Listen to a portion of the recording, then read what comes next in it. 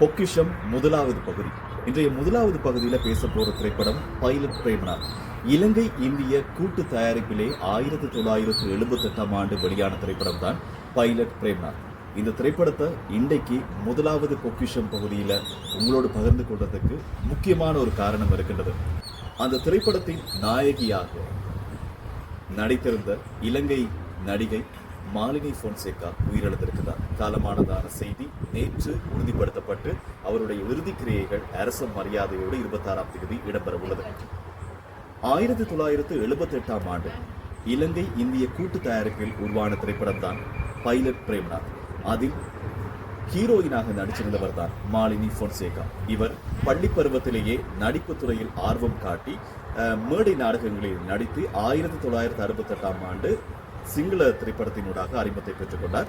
சிங்கள திரையுலகின் சினிமாவிலே மிக பெரும் ஒரு ஆளுமையாக 68ஆம் ஆண்டு முதல் தொடர்ச்சியாக எண்ணற்ற திரைப்படங்களை நடித்திருக்கின்றார். அவர் ஒரு சூப்பர் ஸ்டார், ஒரு லேடி சூப்பர் ஸ்டார் என்று கூட சொல்லலாம். சிங்கள சினிமாவை பொறுத்த மட்டும் தமிழ் திரைப்படமாக பைலட் பிரேம்நாத் திரைப்படத்தில் நடிச்சிருந்தார். அந்த திரைப்படத்தினுடைய ஹீரோ நடிகர் திலகம் சிவாஜி கணேசன் அவர்கள். அவருக்கு ஜோடியாகத்தான் மாலினி பொன்சேகா அவர்கள் நடிச்சிருப்பாங்க.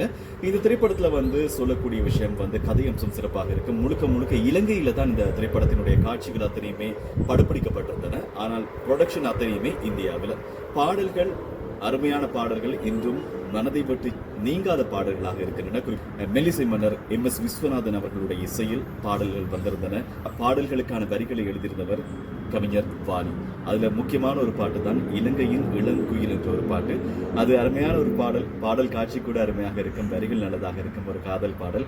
அது TM சௌந்தரராஜன் அவர்களோடு மறைந்த பாடகி வாணிஜெயராம் பாடியிருப்பாங்க.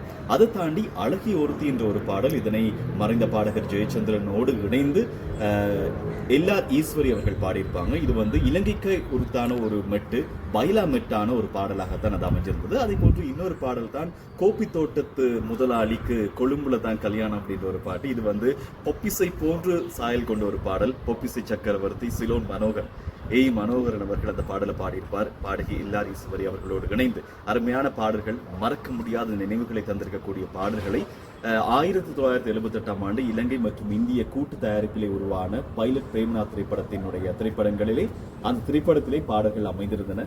கதையும் சிறப்பம்சமான இருக்கின்றது. இதுல அறிமுகத்தை பெற்றுக்கொண்ட, தமிழ் சினிமாவில் அறிமுகத்தை பெற்றுக்கொண்டவர் தான் மாலினி பொன்சேகா. அவருக்கு டைட்டில் இடப்பட்டிருக்கும் சிங்கள குயில் அப்படின்ற மாதிரி அவருக்கு பெயர் சூடப்பட்டிருக்கும். உண்மையிலே இலங்கையினுடைய சினிமா துறையில் மிக பெரும் ஒரு ஆளுமையாக இருந்தவர் தான் மாலினி பொன்சேகா.